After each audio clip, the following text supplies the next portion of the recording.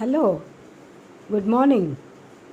This is Dr. Anuradha, in charge of the Department of English, SKR College for Women, Rajahmundry. Today, let me introduce a very thoughtful and heart-touching poem of Old Soyinka. The title of the poem is Telephone Conversation.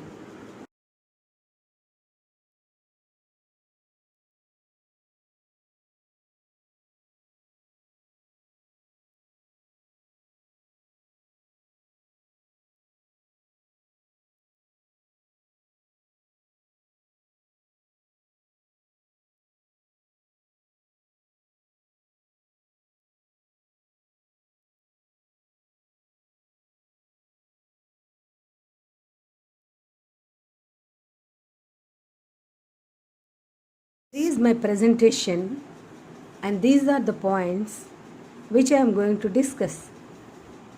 They are the biography of the author, what is the poem Telephone Conversation, what is the summary of the poem, and the idea behind the poem, some important notations, and finally the important poetic devices and the language of the poet.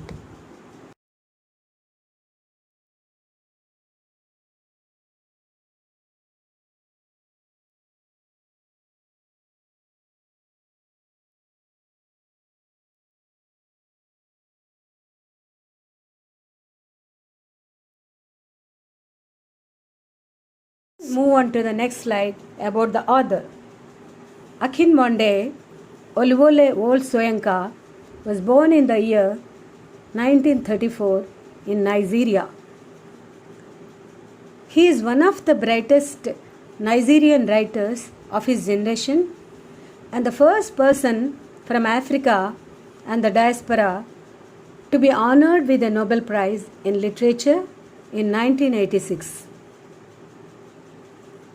His father, Samuel Idle Soyinka, was a prominent Anglican minister and headmaster. His mother, Grace Eniola Soyinka, who was called Wild Christian, was a shopkeeper and local activist. As a child, he lived in an Anglican mission compound, learning the Christian teachings of his parents as well as the Yoruba spiritualism and tribal customs of his grandfather. A precocious and inquisitive child, he prompted the adults in his life to warn one another, "Oh, he will kill you with his questions." After finishing preparatory university studies in 1954 at Government College in Ibadan, Soyinka moved to England and continued his education at the University of Leeds, where he served as the editor of the school's magazine, The Eagle. He graduated with a bachelor's degree in English literature in 1958. In 1972, the university awarded him an honorary doctorate. During the 6 years spent in England, he was a dramatist at the Royal Court Theatre in London in 1958-59.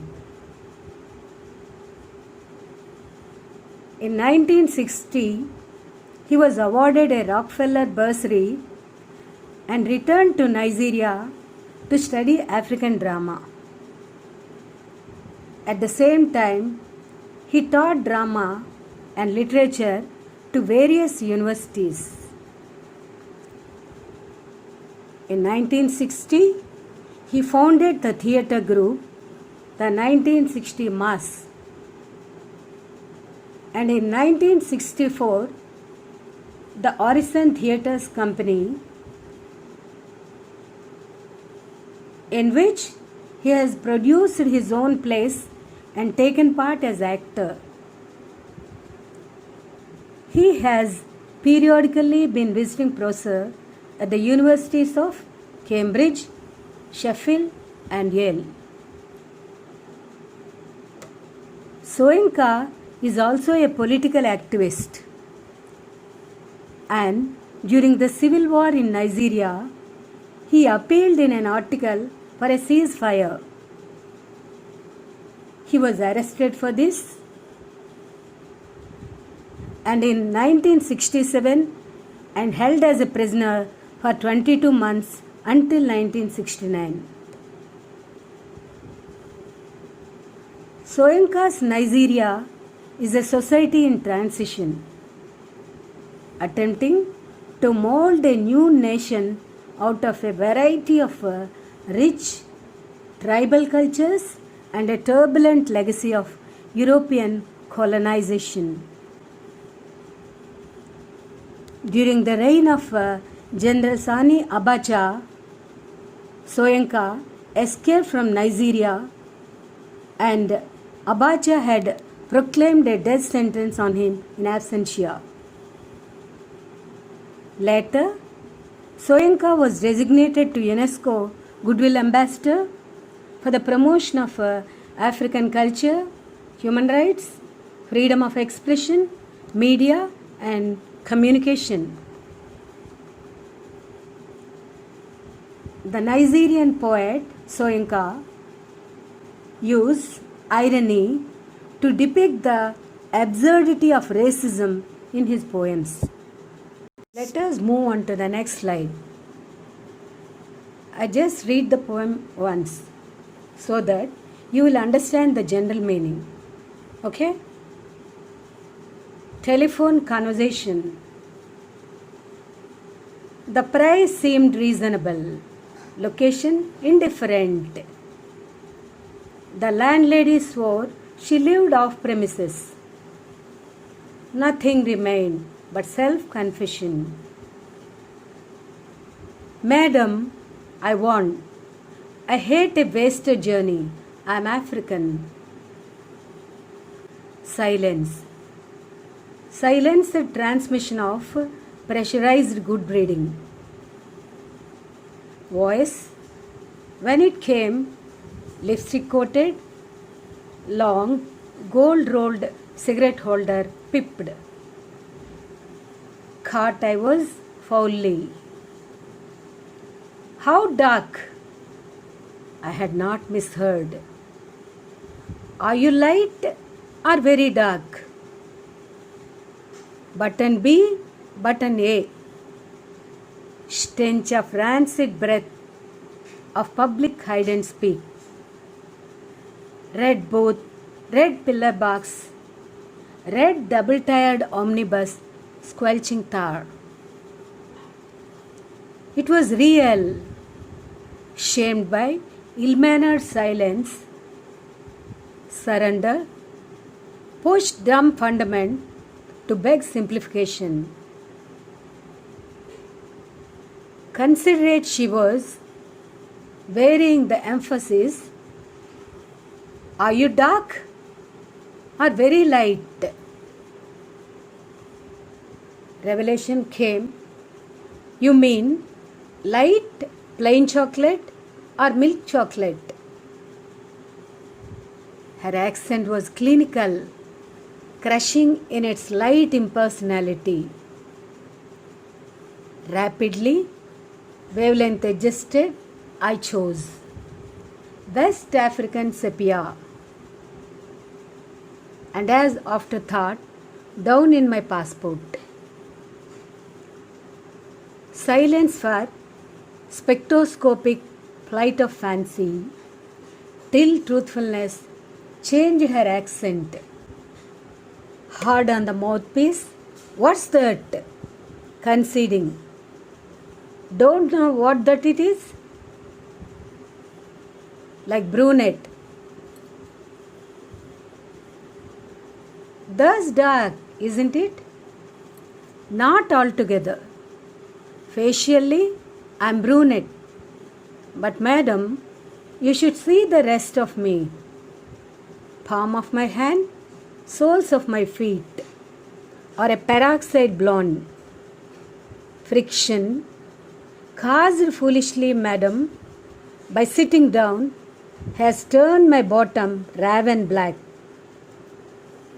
One moment, madam,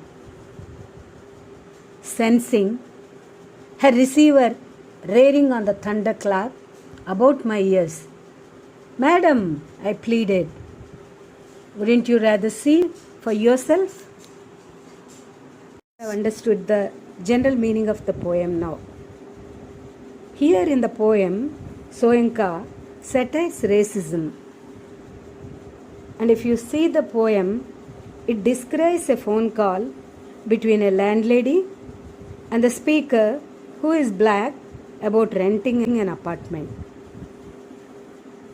At first, the landlady is pleasant, but when she learns that the speaker is African, the trouble begins. She repeatedly asks him whether it is light or dark. In response, the speaker cleverly mocks the landlady's ignorance and prejudice, demonstrating that characterizing people by their skin color diminishes their humanity.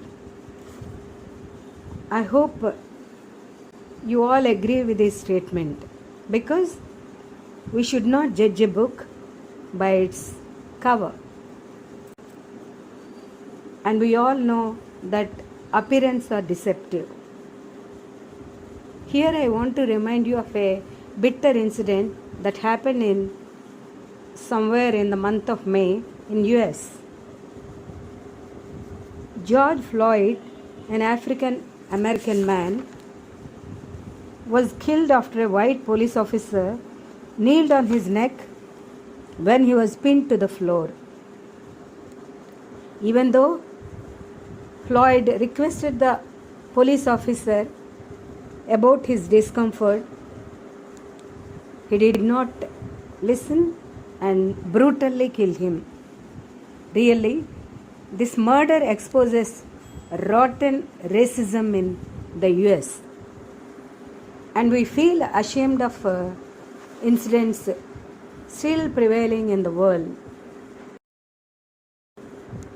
So, it is your turn to decide whether to support such issues or not.